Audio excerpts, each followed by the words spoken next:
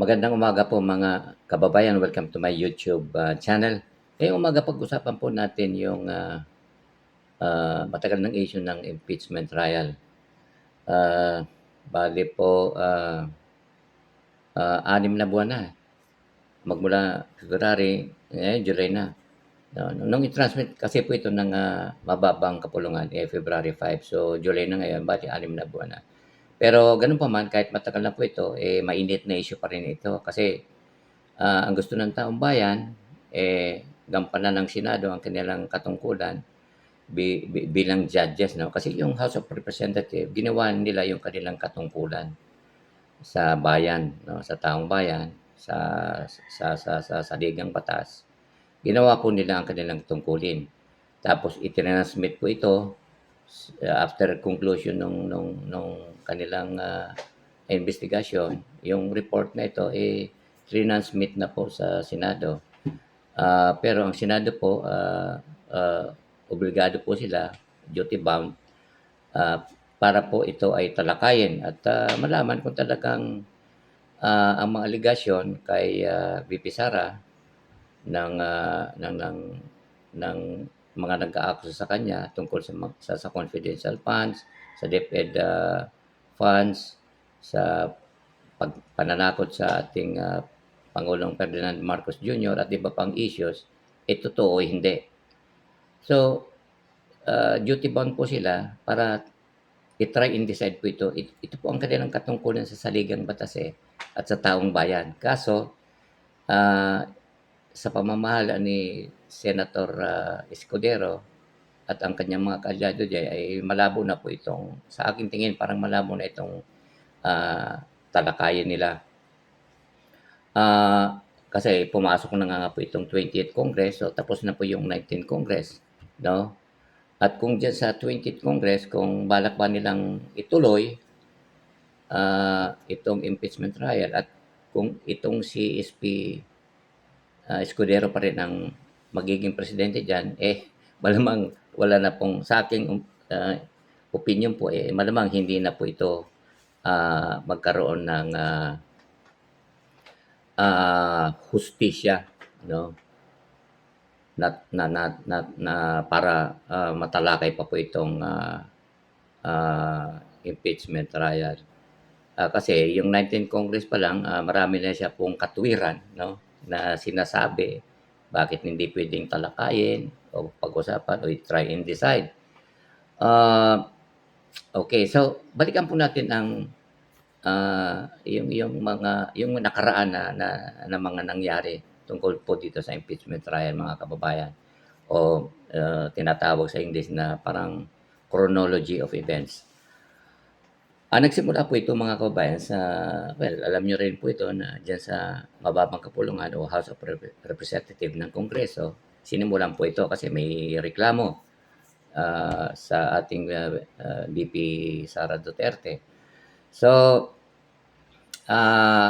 pinatawag po yung mga resource person, mga testigo, at nag-present po ng mga documentary evidences para patunayan po ang kanilang mga aligasyon. Ngayon nagkaroon na po ng pagkatapos po niyan, nagkaroon ng conclusion na, and then yung report pinasa po diyan sa Senado para sila naman po ang magtrabaho as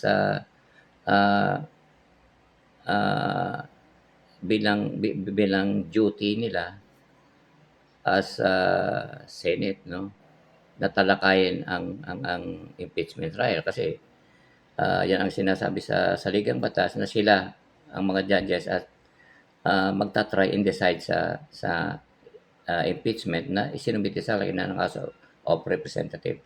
So, yung House of Representatives, mga kababayan, ginawa nila ang kanilang trabaho na naaayon sa saligang batas at saka sa taong bayan, 'no? Kung saan sila po ay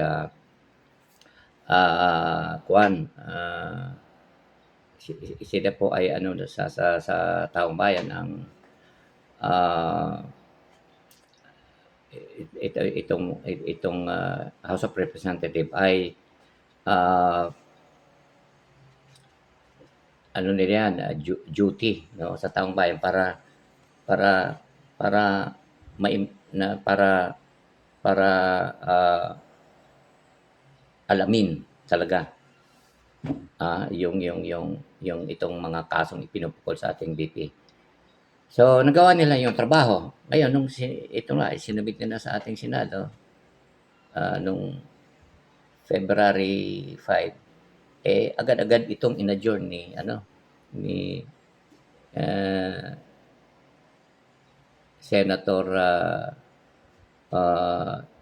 Villanueva.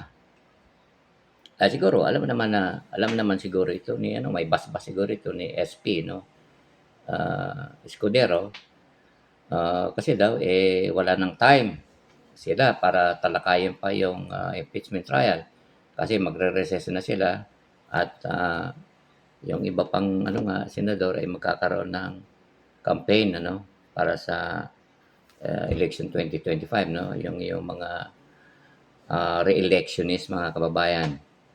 Ito po ang niyang kinakatwiran. Pero sabi naman ni Senator Pimentel ah, yung 2 araw na yon na dapat sana ay napag-usapan nila at tinalakay kung napag-usapan na mag-convene at talakayin kung kailan puwedeng gawin yung impeachment trial. Sa gano'n pa man, at least malaman ng taong bayan yung kanilang agenda yung ng kanilang gustong gawin dito sa impeachment trial. Pero walang gano'ng sinasabi siya. Ang kinakatwiran lang is recess na sila at mangangampanya yung mga re-electionist. Ngayon na senador. Pero mga kababayan, tingnan po natin itong nung si Senator Emmy humingi po siya ng hearing patungkol sa pag-aresto na illegal arrest daw kay dating Pangulong Rodrigo Duterte ng pagpapaaresto sa dahig, humingi siya ng hearing sa mga sa Senado na kanyang pinamumunuan yung Chair of Foreign Relations. Pinaimbestigahan niya po itong mga tao na nagpaaresto kay dating Pangulong Duterte. Ito po ay sina DOJ Remulla, DILG Ronvic Remulla, yung ambassador, tapos si General Torre, at iba pa na mga involved po doon doon po sa NAIA nangyari. So yun, pinayagan niya si Senator Emmy. Tapos after nung investigation ni Senator Emmy, ito po ay sinumiti sa ombudsman. Siyempre ito naman na mga nag-counter o nagbigay ng kanilang paliwanag sa kanilang pag-aresto kay dating Pangulong Duterte. So, well, yun, hindi na natin alam kung ano pa po ang magiging outcome noon. Anyway, balikan po natin itong yung impeachment trial So, marami na rin po maliban doon sa pag-disagree ng House of Representatives at ng minority leader na si Senator Pimentel patungkol sa ayaw nila ng Senado. Maliban sa kanila, may mga luminaries din na nagbibigay ng kanilang opinion ito pong mga dating mga framers of the Constitution o mga constitutionalists. Tapos yung may pa po yung dating Supreme Court Chief Justice at iba pang mga eksperto sa batas, mga kababayan. Nagbibigay ng kanilang opinion sa mga iba yung mga lawyers o mga deans ng iba-ibang school ng ilan nagbibigay po ng opinion na dapat talakayin pa, duty bound po sila ang Senado na ito talakayin. Hindi puwedeng, ano yung i isantabi lang itong pinaghirapan ng House of Representatives. Kailangan daw, talagang, their duty ba ang Senado para, to try and decide. Okay, kahit hindi naman forthwith ano, kasi, eh, inaano ni Senate President yung forthwith na, ah, inaano niya yung pinupunan niya rin na, ah, hindi naman puwedeng agad-agad 'no, na walang kumbaga siguro hindi sila prepared 'no, tungkol po dito sa impeachment trial. So, siyempre, okay, so siguro humihingi siya ng leeway 'no, na bigyan sila ng, time para mapag-usapan. Pero wala pong nangyaring gano'n 'no, mga kababayan. So, hanggang, sa ito nga pumasok na itong 20th Congress, na wala pong nangyaring, hearing o investigasyon para talakayin yung kinasasangkutan na kaso ng ating VP, eh, hindi natin alam kung ito po ay may pagpapatuloy pa sa 20th Congress.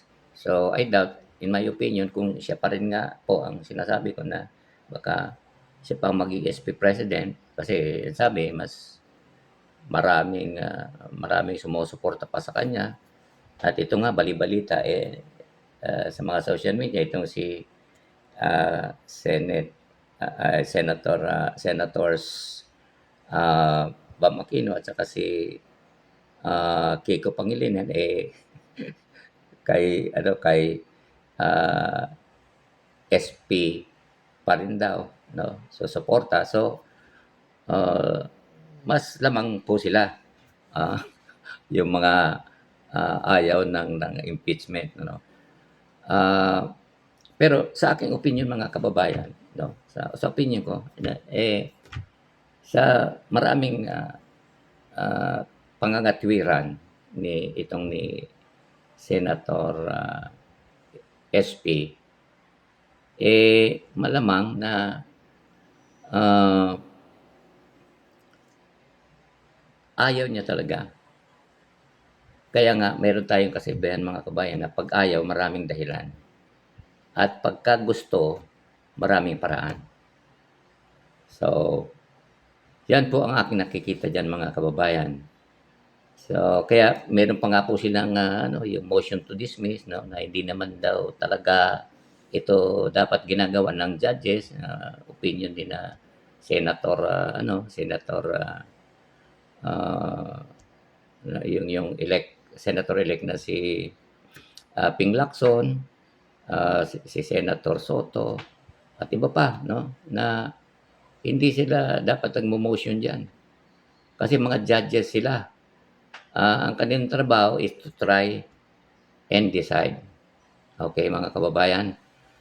So, tingnan na lang natin po mga kababayan, abangan natin kung ano pa ang mga susunod na mangyayari, kung ito ba po ay matutuloy o hindi. So, anyway, pagka hindi po ito natuloy diyan sa Senado, ang Pilipino naman, the people are the sovereign one.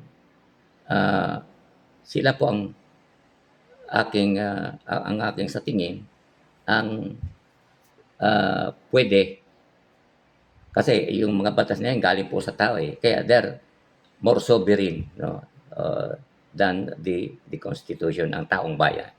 So, kung hindi man po yan mangyari diyan at nakikita na natin na marami ng nagrereklamo baka, siyempre ang taong bayan po diyan ang, makakapagbigay ng, solusyon para ito pong impeachment trial, magkaroon po ng, kasagutan sa ating lahat. Okay po mga kababayan, hanggang dito na lang po, hanggang sa susunod po muli. Magandang araw po at, marami pong salamat sa inyong, panonood.